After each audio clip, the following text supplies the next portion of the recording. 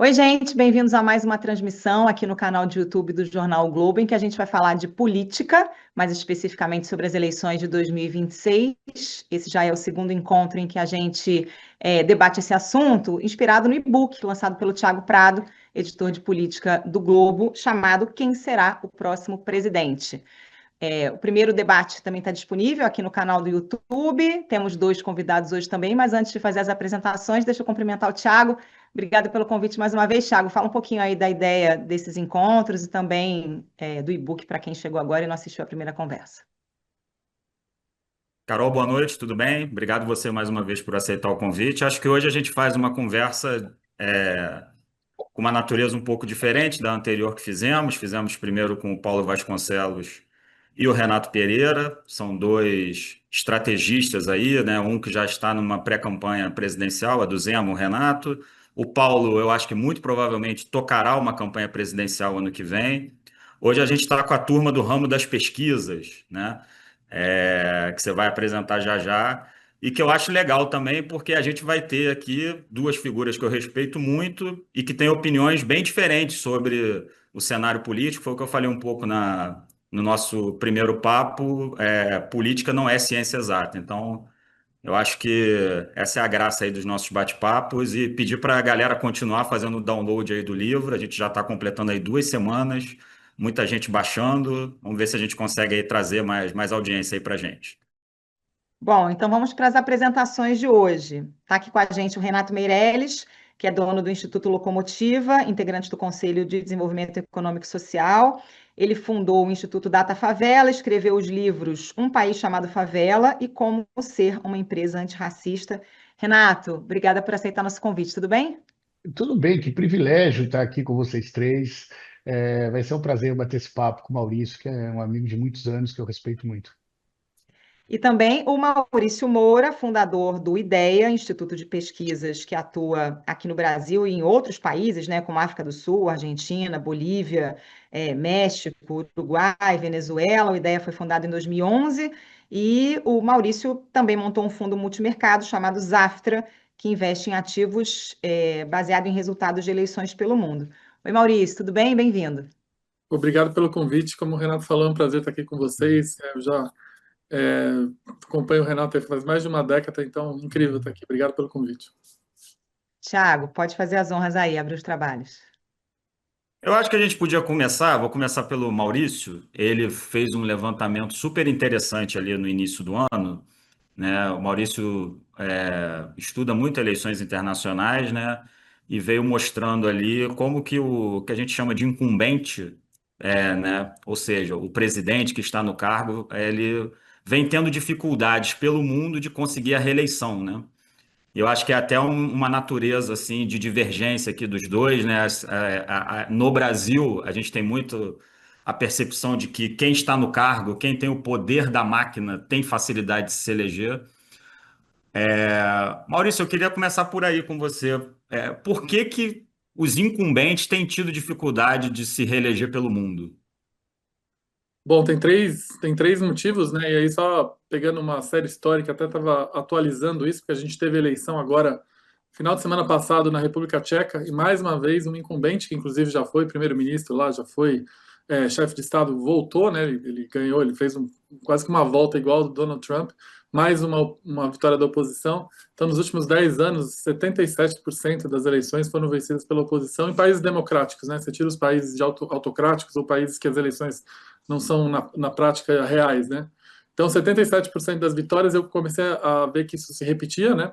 E um dos motivos, né, é justamente o fato de a maioria dos locais, os eleitores já estão indo para a eleição basicamente decididos e apoiados na rejeição para fazer as suas escolhas, né? Então, basicamente, o voto hoje está sendo um voto para impedir algum lado de vencer mais do que você se engajar em algum projeto político. Isso, na prática, se reflete no fato, e aí a gente acompanha, né, tem uma série histórica de avaliação mensal dos chefes de Estado, e assim, a maioria absoluta, a gente está falando de mais de 80%, tem mais reprovação que aprovação. São poucos os que têm, aqui talvez os dois melhores aprovados hoje no mundo sejam o Narendra Modi da Índia e a Cláudia Sheinbaum do México, mas no caso do Modi, ele no ano passado ele ainda saiu menor da eleição, ainda teve essa variação. E os motivos é justamente que as eleições são decididas por margens muito estreitas, na média, e você começa o teu mandato como chefe de Estado, praticamente metade do país, em eleições binárias como o Brasil, metade do país já rejeitando fortemente o teu governo, independente do que venha acontecer. E aí, obviamente, os governos têm congressos paralisados por vários motivos, a gente está vendo o que está acontecendo no Congresso americano agora. Muitos países emergentes têm problemas fiscais, os governantes não conseguem executar um orçamento para fazer a diferença, e aí fica esse imbróglio que os governantes têm dificuldade de se reeleger, né, Thiago? A E aí, despeito desse Renato, dá cenário para aí. trazer, dá para trazer essa realidade global para analisar o Brasil também? O Brasil tem as suas peculiaridades. Como é que você vê esse fenômeno global? Isso vai acontecer por aqui em 26, na sua opinião?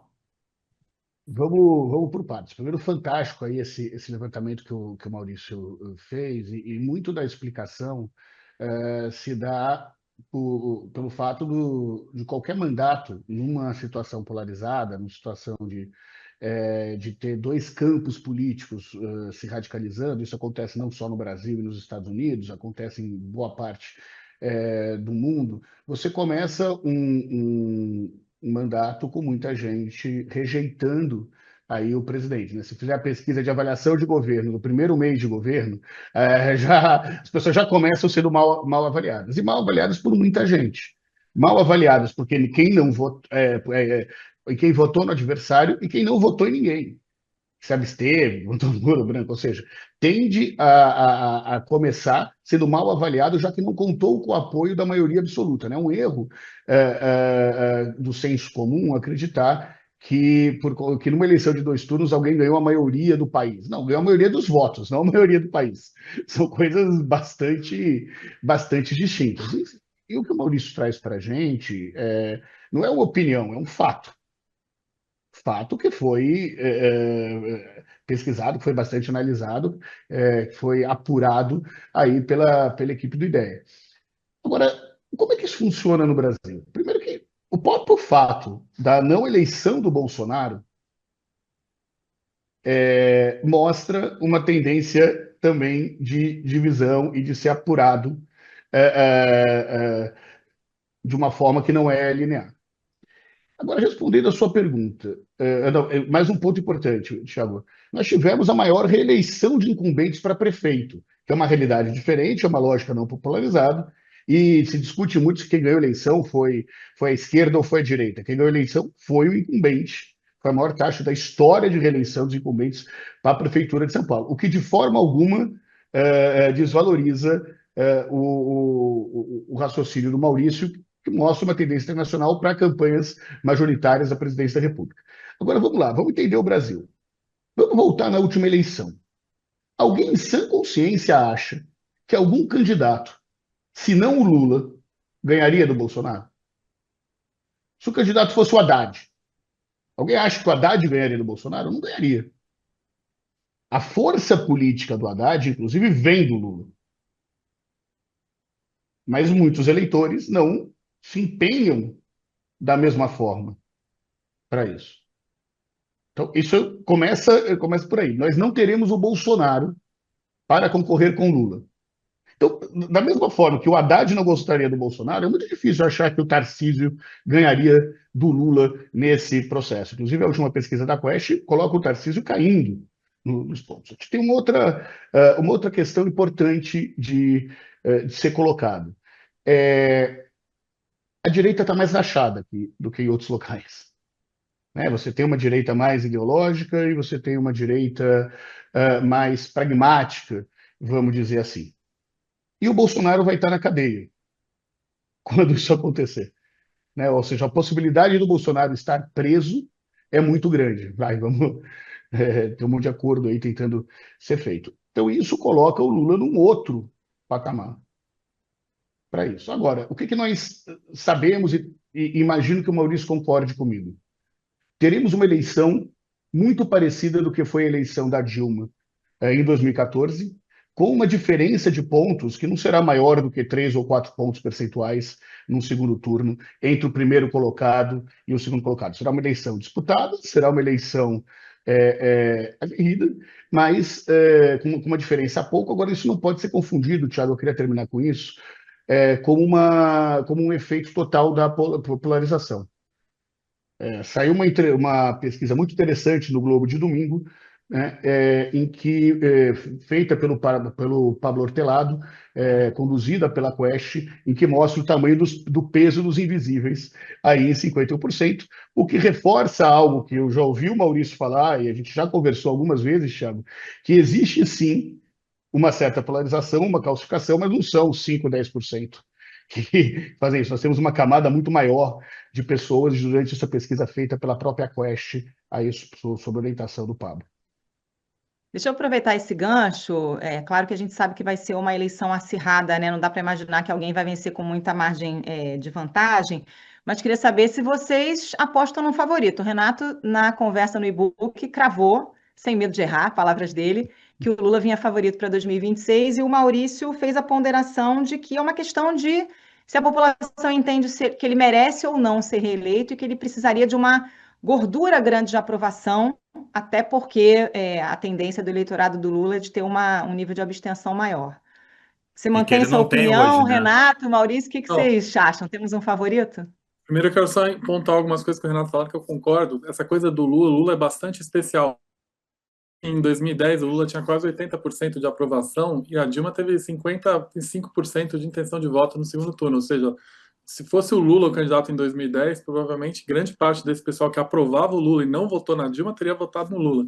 E em 2018, o que mais me levou a crer que o Bolsonaro era favorito, quando eu vi que muita gente que ia votar no Bolsonaro se o Lula não fosse o candidato. E a gente teve grupos que gente votaria no Lula, mas votou no Bolsonaro contra o Haddad. Então, assim, essa figura é muito única, né? Até porque, se você olhar o mundo democrático, dificilmente um líder ficou na cabeça das pessoas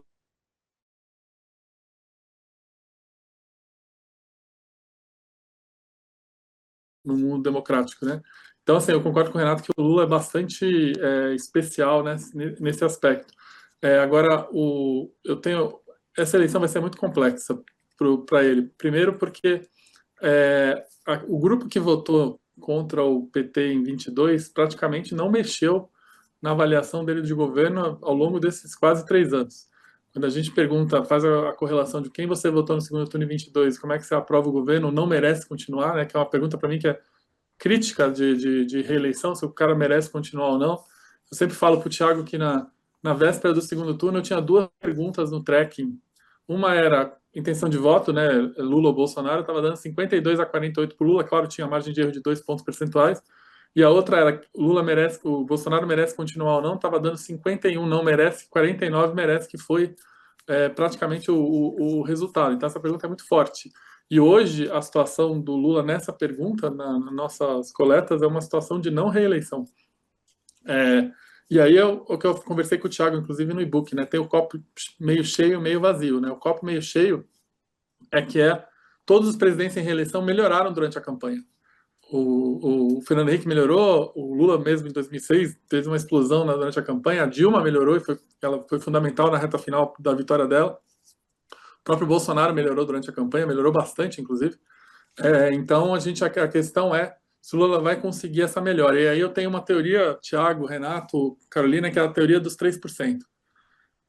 Tem 3% que eu tenho acompanhado faz 1 ano e meio já, que são pessoas que votaram no Lula em 22 no segundo turno e não conseguem dizer que o governo merece continuar, falam que o governo não merece continuar e não aprovam o governo, e essas pessoas na média não se engajam em política do dia a dia. O Renato conhece bem esse perfil, é um perfil que está preocupado com o empreendedorismo do dia a dia, com a sobrevivência, a subsistência, não está discutindo os temas do Congresso Nacional.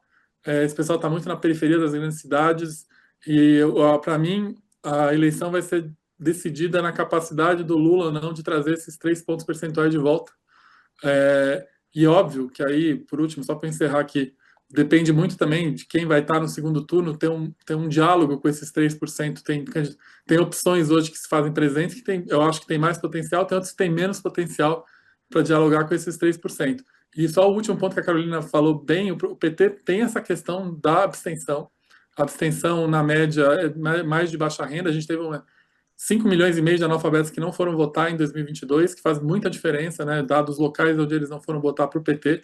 Então, o Lula precisa dessa gordura e a gente vai ver qual é a capacidade dele de evoluir aí 3, 4 pontos percentuais na aprovação, que aí vai colocar ele como favorito para ganhar. Vamos lá. Vai, Renato, bola é tua aí, vamos lá. Vamos lá. Queria começar dizendo, como também comecei na entrevista com o Thiago, quem sabe o que vai acontecer o ano antes da campanha está mal informado. O que a gente faz é desenhar cenários, né? Sim. E o cenário que eu desenho, continuo falando o que falei na entrevista, só para lembrar, talvez eu tenha sido o único que falou isso, eu e o Sidônio, das entrevistas do Thiago. E eu parto de uma lógica, assim, muitas vezes a gente enxerga a política pela lógica de Brasília, não pela lógica do país, das pessoas, do Brasil, né? Política pela lógica da oferta e não só pela lógica da demanda que o eleitor tem. É fundamental entender a oferta, acho que o jornalismo se dedica bastante para entender a oferta, mas a gente tem que mergulhar um pouquinho mais através das pesquisas, que não são só as pesquisas de intenção de voto, para conseguir entender o que o Brasil está pensando.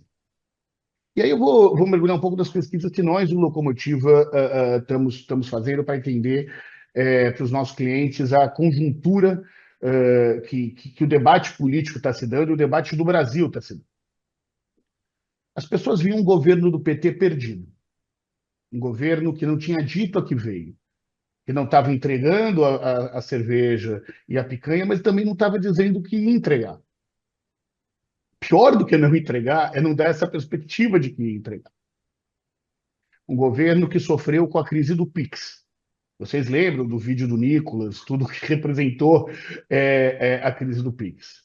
Um governo que demorou muito tempo para ser crítico à Venezuela, ao processo de democracia na Venezuela. Então não era um governo patriótico, um governo que defendia os outros. Bom, o que o governo fez? O governo primeiro deu um rumo estratégico e político para o governo, quando ele encampou a discussão de que os ricos têm que pagar mais impostos e os pobres têm que pagar menos impostos. A imprensa lê isso como se fosse o nós contra eles. Não é o nós contra eles. É numa sociedade amplamente desigual, como é a sociedade brasileira, dizer a quem veio o governo. O que sempre foi uma pauta de governos de esquerda. E ele conseguiu ter um inimigo, que era algo que o governo não tinha. O inimigo eram os bancos, as bets e os bilionários. Então, cheque. Era o governo perdido que deixou de ser perdido. Mostrou BBB. que veio. BBB. Arranjou um inimigo, que é o BBB, para ser combatido, e disse é o que veio para a população brasileira. Então, esse é um ponto. Depois disso, nós tivemos o caso do tarifaço, que caiu no colo do governo, mas também é verdade que o governo soube aproveitar cada oportunidade que o tarifaço veio da oposição. Primeiro, a defesa, buscar um inimigo externo, um amigo externo para tentar pressionar o Brasil e tirar o pai da cadeia, foi amplamente rejeitado pela população. A gente faz grupos de pesquisa que falam que o Eduardo Bolsonaro, pessoas que bolsonaristas que falam, não, o Eduardo Bolsonaro está. É um filhinho mimado. É um filhinho mimado. Ai, tira o meu papai, Trump, tira o meu papai. É isso que aparece nos grupos de pesquisa. Você sabe Tá? se foi o Sidônio que contratou o Eduardo Bolsonaro para parece isso, né? Então, vamos lá. O que o Trump fez? Fez com que o Lula pudesse ter um discurso de estadista, que ele não tinha tido a oportunidade de ter ainda. Ele falava da questão da Palestina, era péssimo o discurso estadista dele. Ele teve uma postura altruísta e falou, ok, e fez os brasileiros terem orgulho de ter presidente. Opa, deixa eu voltar aqui. Câmera. Como é câmera, maluca? Eu gastei uma grana para comprar uma câmera, pronto, que vai acompanhando, mas não funciona direito. Mas vamos lá. Então, caiu no colo o discurso de estadista do Lula. O Lula voltou a ser um estadista internacional. Ganhou a bandeira do patriotismo. E a bandeira dos Estados Unidos nas manifestações de 7 de setembro ajudaram a reforçar isso. E para terminar Depois, o Trump atacou o Pix, que era uma crítica que fazia ao Lula. Então, ó, o Trump deu patriotismo para o Lula, falou das taxas. O Brasil está cobrando taxa, e para o eleitor médio, a gente sabe que é diferente o imposto cobrado aqui e uma taxa que vem para exportação dos Estados Unidos, mas para o eleitor médio é a mesma coisa. Então, tirou o discurso das taxas. Então, a coisa do taxade deixou, deixou de existir. E o cara falou do Pix. O Trump falou do Pix, que tinha sido a maior vitória da oposição contra o governo nas narrativas até agora. E no final, para terminar de humilhar todo mundo, rolou uma química entre o Lula e o Trump. Né? Então, eu tô dizendo assim, isso foi o que aconteceu até agora para a recuperação do governo. Daqui a pouco a gente fala do que pode, de tudo que vem pela frente, como a isenção do imposto de renda. Em Thiago, cima... queria Fala aí. fazer Obrigado. 2 pontos. O primeiro é que, além disso, Renato, ainda tem o fato de que o governo ainda conseguiu ficar do lado certo da PEC da blindagem, né? Que ainda tirou o discurso anticorrupção. Perfeito. Apesar de parte do PT ter votado a favor da PEC da blindagem, que é o mais incrível, né? Eles ficaram... Agora, o outro lado interessante também é que o governo piorou esse ano, né, Thiago, nas curvas de aprovação, melhorou esse mês, mas quando a gente olha a curva ainda, ele está igual que ele estava em maio. Então, agora é o que o Renato falou, daqui para frente é o desafio. Né? Em cima das respostas de vocês dois, começando por você, Maurício, você falou desses 3% que eu achei bem interessante, assim. Primeiro, e aí até usando um pouco do argumento do Renato aqui, esses 3% também não vão se mover vendo o que vai estar de oferta ali do outro lado, não vai fazer diferença também o que se apresenta ali na oposição, é apenas avaliar se o Lula merece ou não. Essa pergunta, Lula merece ou não fica incompleta com essa, sem sabermos quem é o candidato? Pergunta 1. E pergunta 2, eu não sei se você tem assim exatamente qual o perfil desse 3%? Homem, mulher, qual é a classe? Porque eu acho que era legal você dar esse panorama também. Não, em primeiro lugar que você tem toda a razão. Obviamente que, bom, o perfil, aí o Renato domina esse perfil melhor que eu, um perfil aí de 2 a 5 salários mínimos, está muito na periferia das grandes cidades. É um perfil, como eu falei, muito empreendedor, seja masculino ou feminino, são pessoas que buscam a renda, né, complementar a renda, empreender. Então, são essas pessoas que não diretamente vão ser muito impactadas com o auxílio do governo, né, porque eles têm que complementar a renda. Todo mundo sabe que um Bolsa Família na região metropolitana de São Paulo não resolve essencialmente a vida das pessoas, como é muito diferente do Bolsa Família no interior do país. Então, esse é o perfil, e é um cara que é interessante. Ele, ao mesmo tempo, e aí, Renato, você é especialista nisso, ao mesmo tempo que ele quer empreender e não quer que o Estado puxe ele para trás no empreendimento, ele precisa do Estado para botar na escola pública, ele precisa do SUS, ele precisa do transporte público. E assim, respondendo a tua pergunta, a minha hipótese, olhando esse grupo, pelo menos nas pesquisas que a gente faz lá, é que quanto menos bolsonarista, melhor o candidato aí no segundo turno. Porque esse grupo teve uma experiência ruim com o Bolsonaro, tanto é que votou contra o Bolsonaro, foi fundamental para a derrota do Bolsonaro. E as 2 experiências ruins que ele teve no governo Bolsonaro passam pela inflação, que obviamente corroeu a capacidade de compra desse grupo, e também que muita gente, eles foram muito afetados na pandemia, né? Foram muito afetados na prática, né? Porque eles tiveram gente que morreu, todo mundo tem uma história de gente que morreu na pandemia, que foi afetada na pandemia. Obviamente que a gestão do Bolsonaro na pandemia foi muito mal avaliada, como a gente sabe. Então, assim, um candidato, entre aspas, mais competitivo, eu acho que ele tem que ser, para esses 3%, é importante deixar claro, eu acho que quanto mais longe do bolsonarismo, melhor. Mas eu acho que é esse perfil aí, Renato, você conhece esse perfil muito melhor que eu, mas esse é um perfil, e justamente é o cara que não está envolvido na política no dia a dia. Ele não lê a tua newsletter, Thiago, então ele não está super informado no dia a dia. É o cara que está com outras prioridades. Né? Completando o Mal aí, só para completar o Malte rapidinho, ele é um cara contra o radicalismo político. Tá? São pessoas que não entendem, acham que isso atrapalha, são aquelas pessoas que, por exemplo, trabalham num restaurante, quando alguém pergunta em quem ele vai votar, ele fala que não decidiu ainda, seja porque ele não quer se indispor com quem está perguntando, seja porque ele de fato não decidiu. Agora, tem uma diferença grande que é de gênero.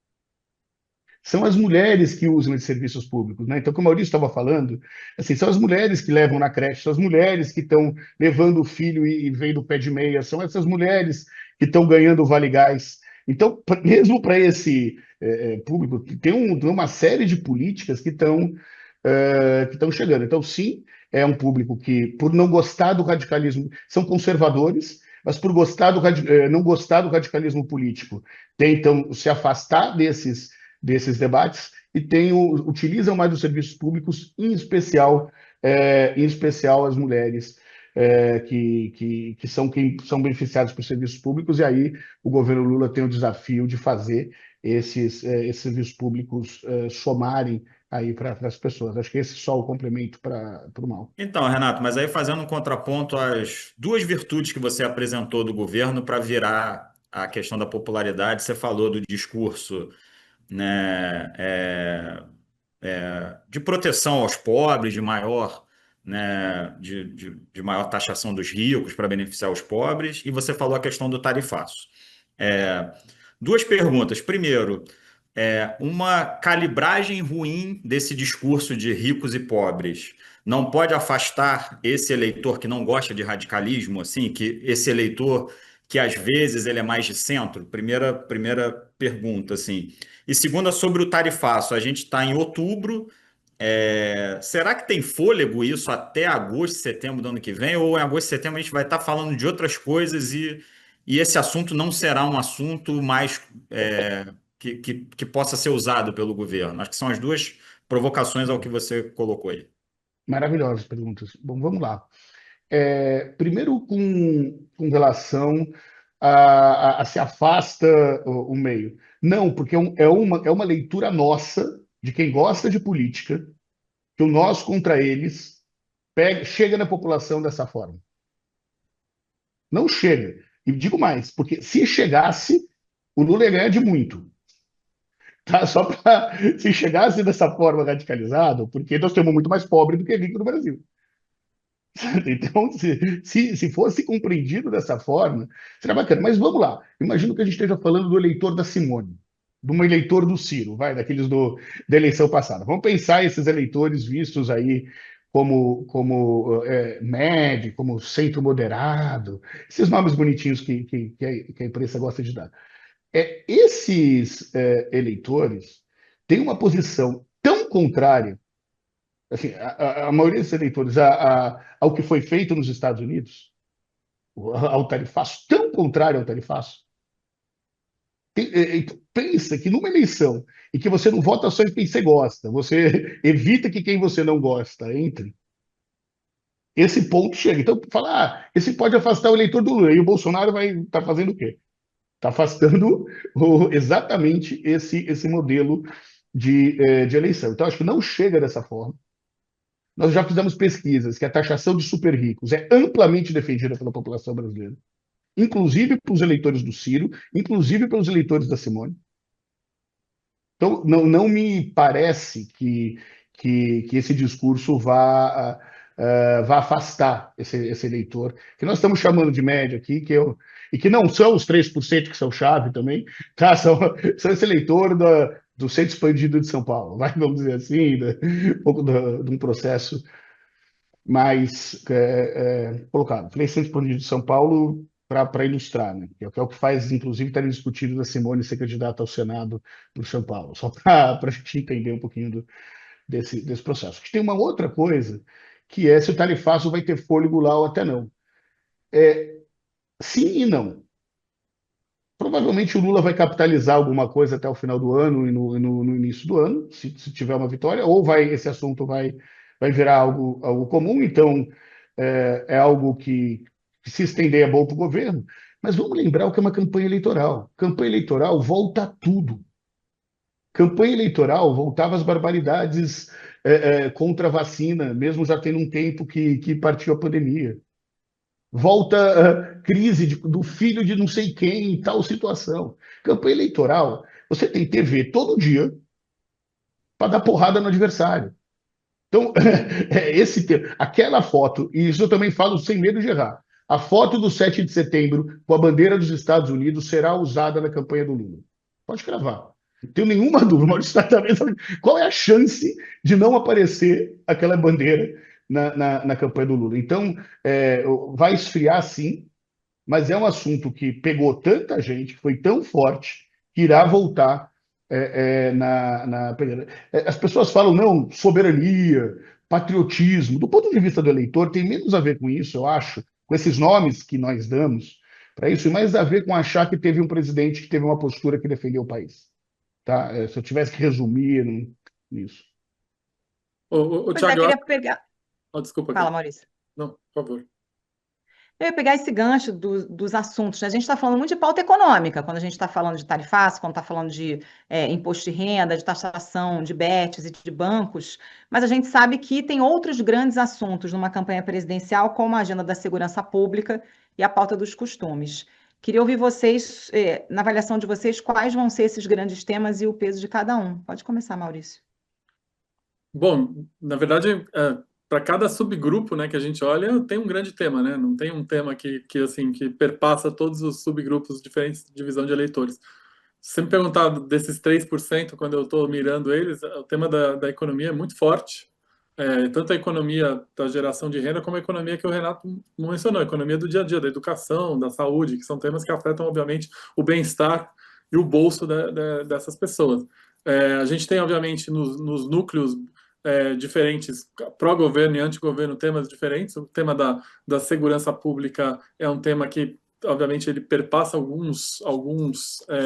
vários segmentos brasileiros, principalmente as pessoas das grandes cidades hoje, ou grandes aglomerações de pessoas que se sentem mais indefesas do que se sentiam há tempos atrás. Isso é uma coisa recorrente. Aliás, um dos motivos que o Bolsonaro ganhou em 2018 foi quando esse sentimento de insegurança saiu só das metrópoles e passou a ser uma coisa de cidades médias no Brasil também.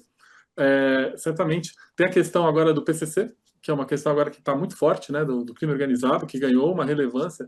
E é interessante começar a ver nas pesquisas, nos monitoramentos, que todo mundo tem uma história do crime organizado próximo de você, que era uma coisa muito característica aí do Rio de Janeiro, né, de você estar próximo a essa vida, né.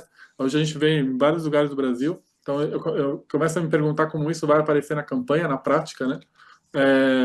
Agora, o negócio do tarifaço, só para retomar um ponto aqui, eu concordo com o Renato, assim, se a gente for pensar friamente e olhando os outros países que o Trump interviu, entre aspas, né, a coisa baixou, a poeira baixou.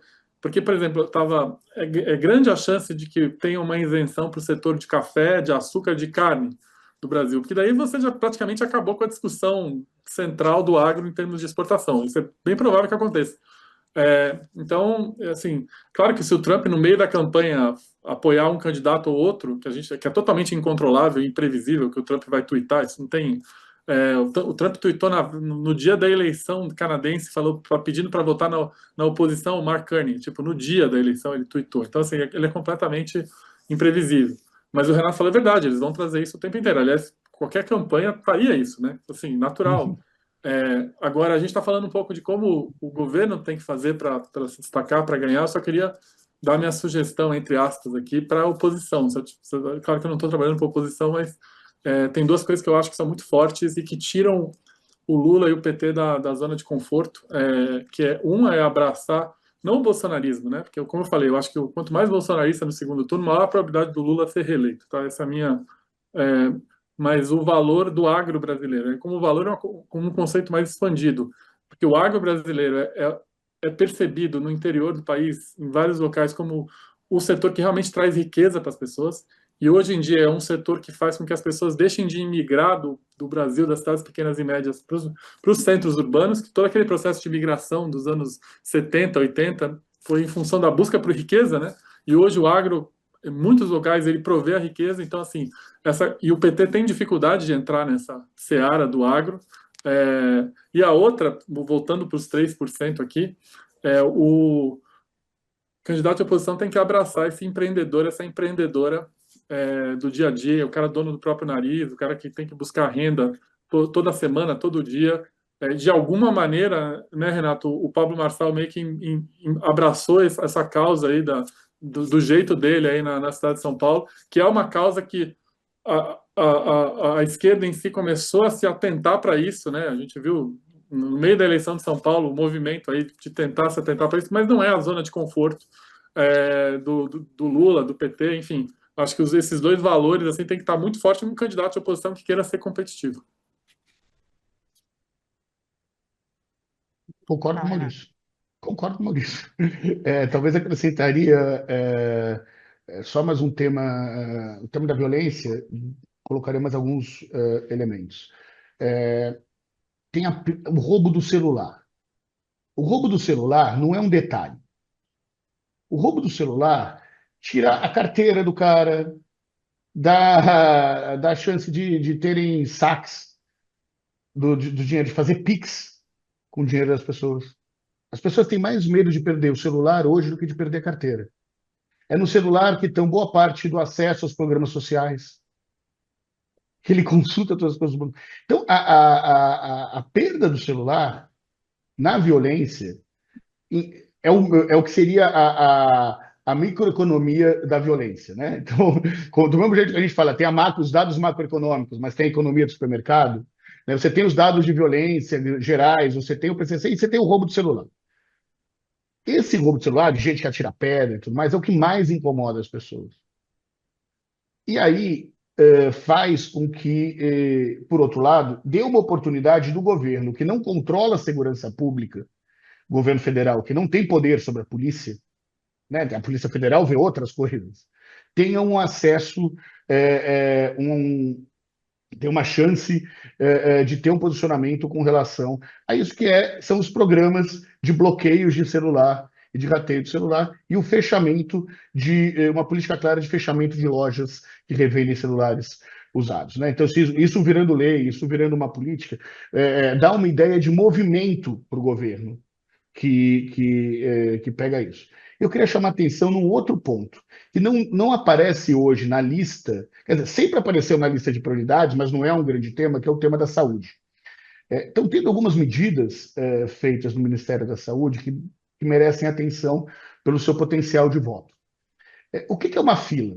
Hoje, se você usava, você precisava fazer um exame para saber se tinha diabetes, qualquer exame. Você ia no privado, você descobria que você tinha aquela doença, você tinha que voltar para o fim da fila do SUS. Esse exame não valia. Esse exame não valia. Hoje, o governo editou uma lei que pode valer. O que isso significa? Uma redução gigantesca da fila do SUS, que era o grande problema colocado na saúde. Isso é voto direto. Se a pessoa vê que demorava 2 meses para fazer um exame de sangue e passa a demorar 2 dias para fazer o exame de sangue, porque quem tem um pouco mais de dinheiro fez no privado, já saiu da fila. Quem não tem, esse cara que sai da fila faz a fila andar. A segunda coisa era a consulta de especialistas.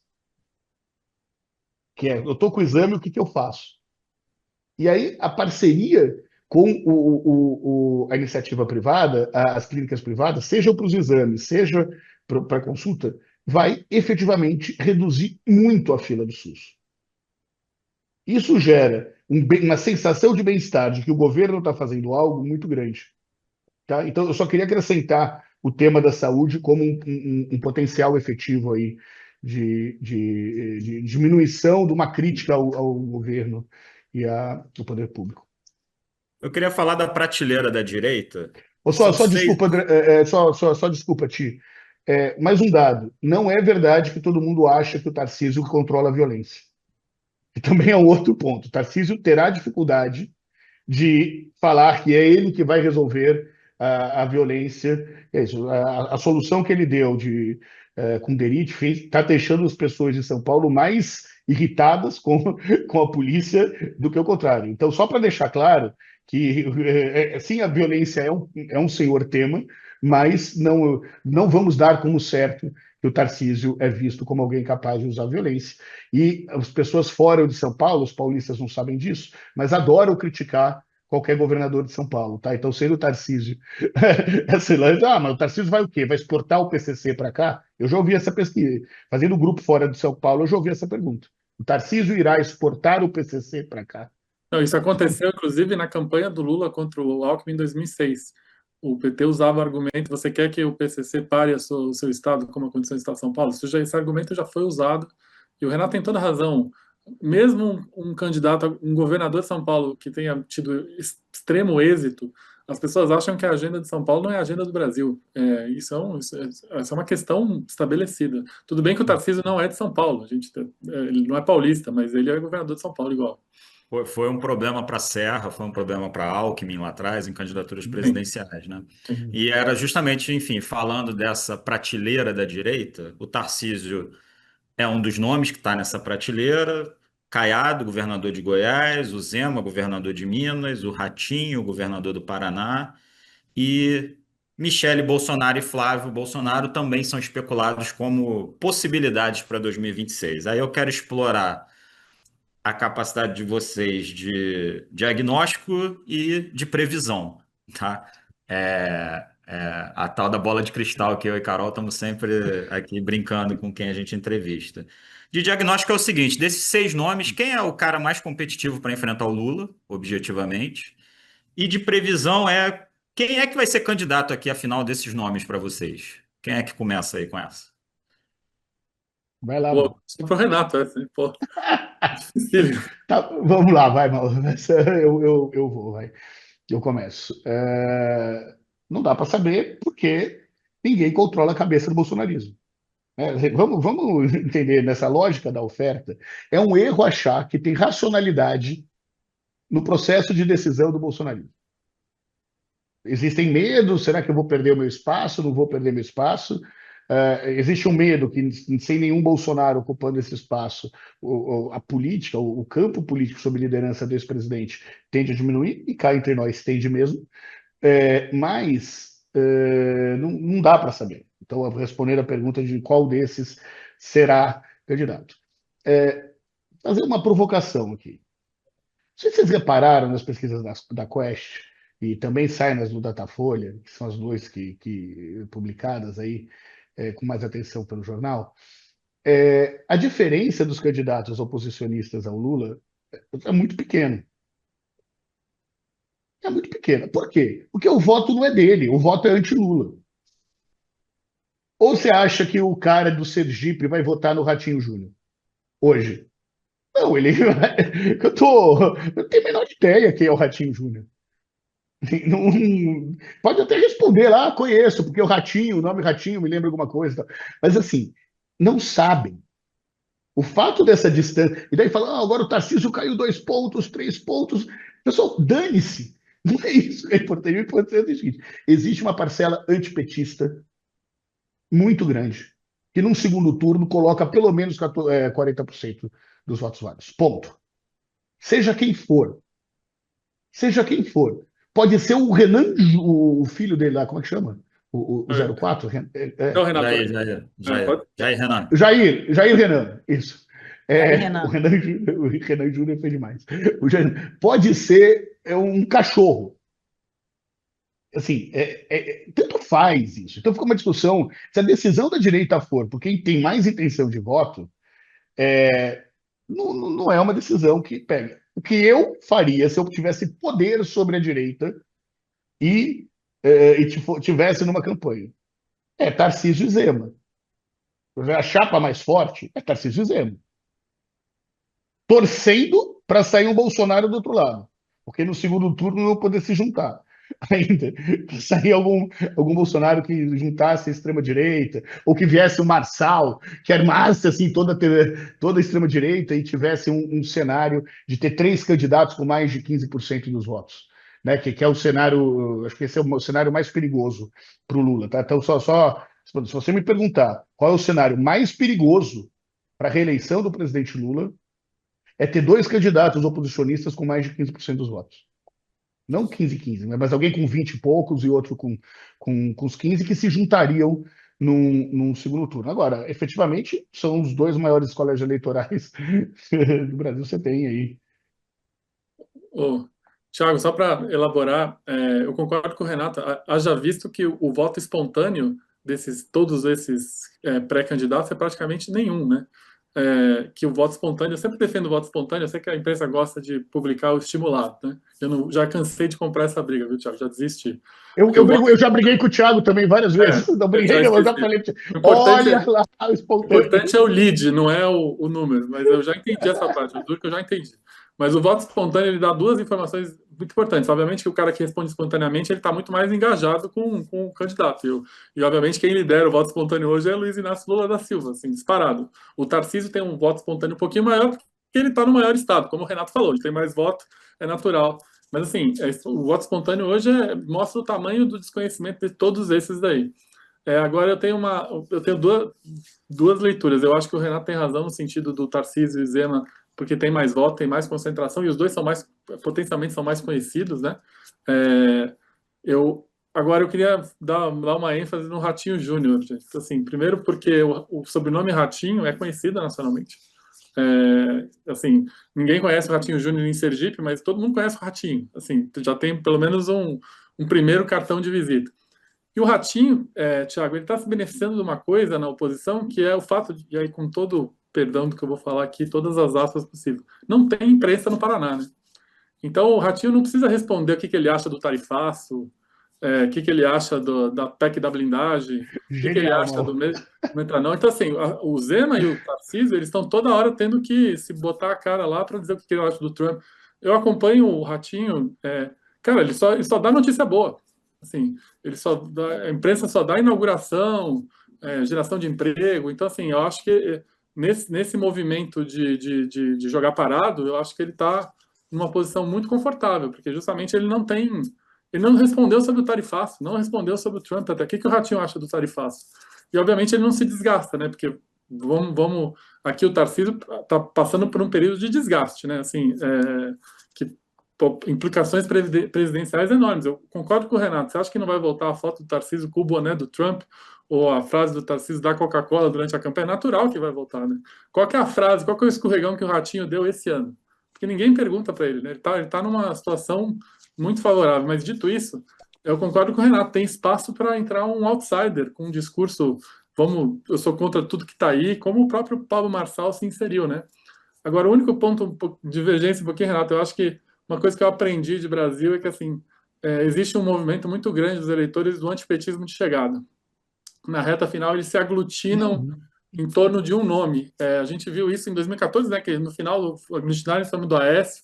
A gente viu em 2018 gente que queria votar no Alckmin, queria votar no Amoedo, mas votou no Bolsonaro para essa aglutinação. Então, 2022, então, foi assim, praticamente não existiu Ciro e Simone. A gente está discutindo os eleitores da Simone, a gente está falando de 3% ali, porque teve esse antipetismo de chegada. Então, eu não acredito em dois chegando, não. Eu acredito que na hora H lá vai se juntar com a percepção da probabilidade maior de ganhar do Lula. Essa é a minha. Só uma coisa. Ô, Mal, a gente não discorda, não. Eu concordo com você, tá? Só estava desenhando os cenários do que, se tiver um risco aí para o favoritismo do PT hoje, se tornasse isso. Acho que isso só foi possível em São Paulo porque o prefeito era o incumbente. Sim, Tá? total. Se o prefeito não fosse incumbente, isso não teria acontecido. É verdade. Total. E assim, se a gente for pegar São Paulo, foi muito pouca diferença, gente. Não dá para primeiro, segundo, terceiro, podia dar qualquer coisa, né, Renato? Tipo assim, não tem. Total. Mas eu acho que vai ter um antipetismo de chegada e tem espaço para outsider, sim. Tem espaço para esse discurso lá, Pablo Marçal, assim. Mas eu acho interessante esse negócio do Ratinho, que ele tá jogando parado e numa tranquilidade, passando por todas as polêmicas limpo, assim. Gente, deixa eu fazer uma última pergunta. Sei que o Maurício está com horário aí para ir embora, mas agora é jogando para frente exercício bola de cristal, assim, futurologia total, que é olhar para 2030, que será uma eleição que não terá o Lula na urna eletrônica, nem o Bolsonaro. O que vai ser esse pós-Lula? Não tem uma sucessão clara na esquerda, na direita tem muitos nomes, né? Está pulverizado. O que vocês imaginam que vai ser esse futuro aí de 2030? Agora é Maurício. contigo, Mauro. Nossa, não tenho a menor ideia, cara. Não tenho a Eu menor acho que, ideia. assim, a gente fez essa pergunta, e eu acho que essa pergunta vai aparecer em todas as entrevistas, né? Que é o seguinte: quem é que vocês olham hoje no cenário com potencial de, assim, na esquerda, para ser líder. A gente passou aqui falando muito da prateleira da direita, né? É difícil cravar, obviamente, quem é que vai ser o candidato a presidente em mas o que vocês veem com potencial? Talvez desse jeito seja mais. Ou vocês não veem potencial? Talvez essa seja também uma boa análise de vocês. Não tem liderança para o pós-Lula formada, assim? Nossa, assim, estudioso da biografia do Lula, não é o forte dele fazer sucessão, né? Desde o Sindicato dos Metalúrgicos, ele nunca fez sucessor. E a maneira com que ele jogou 2018 é genial, né? Ele garantiu que o PT estivesse no segundo turno, mas garantiu que a esquerda não tivesse liderança, né? Porque qualquer um que não fosse o PT no segundo turno em 18 seria mais competitivo que o Haddad, né? Então, assim, dentro do PT eu tenho muita dificuldade de ver, viu, Thiago? Talvez o Flávio Dino seja um nome que tem um potencial, talvez o João Campos, que é o prefeito de Recife, tenha potencial, talvez o Fernando Haddad, numa outra configuração, tenha potencial, mas assim, é tudo especulação da minha cabeça, eu realmente não sei, Renato. Vamos lá, também não tenho a menor ideia, tá? Mas vamos, nesse exercício de futurologia, desenhar cenários de candidatos independentes, sendo da esquerda ou da direita. O João vai ser muito novo ainda para fazer isso, tem total potencial, fala a política que as pessoas querem ouvir. O João Campos tem uma tecnologia usada no Estado, em que o Estado diz para o cidadão: olha, agora você tem direito ao passe livre, olha, agora venceu a sua vacina. O aplicativo que o João tem isso é a coisa mais moderna e de empoderamento da população, de colocar o Estado a serviço da população a partir disso. Então, do ponto de vista de características, o João Campos é o político mais próximo da esquerda que dialoga com a política real, né? Vamos ver como que vai ser o Boulos no ministério agora, mas ele hoje é uma das poucas pessoas de esquerda que tem povo na rua, que tem gente, e o Flávio Dino poderia vir com, inclusive, vindo do Supremo, é muito bom de debate, e tudo mais. Mas eu queria jogar outro nome na roda aqui, que é o do Luciano Huck. Eu acredito fortemente. Pode jogar esse nome aqui na Globo ou é proibido esse nome? Pode, claro que pode. Se vocês acham que é um nome... Eu acredito fortemente no potencial de voto do Luciano Huck. Hoje ele é o programa de maior audiência da televisão brasileira, ele é uma pessoa que estudou muito as questões da população brasileira, que tem ampla popularidade no eleitorado de esquerda. O Luciano não teria chance contra um Lula, porque eles disputariam muito votos. Mas, então, falando não como um cara de esquerda ou de direita, não me cabe aqui colocar o Luciano numa caixinha, mas eu acredito que é o que dialoga, tem um potencial grande de diálogo com o presidente Lula. A pergunta era genérica, eu respondi várias potencialidades aí. Desculpa, eu não pensei em colocar o Luciano na esquerda, mas o Luciano, eu concordo com o Renato, é um baita potencial, sempre foi, né, Renato? Assim, sempre foi. Conhecimento nacional, dialoga com diversos segmentos da sociedade, já rodou o Brasil, assim, do ponto de vista, assim, ele tem várias características, é um baita comunicador, né? E a gente sabe que política hoje é comunicação como nunca foi, né? Então é um nome assim de grande potencial, né? Vocês me surpreenderam agora para fechar com esse nome.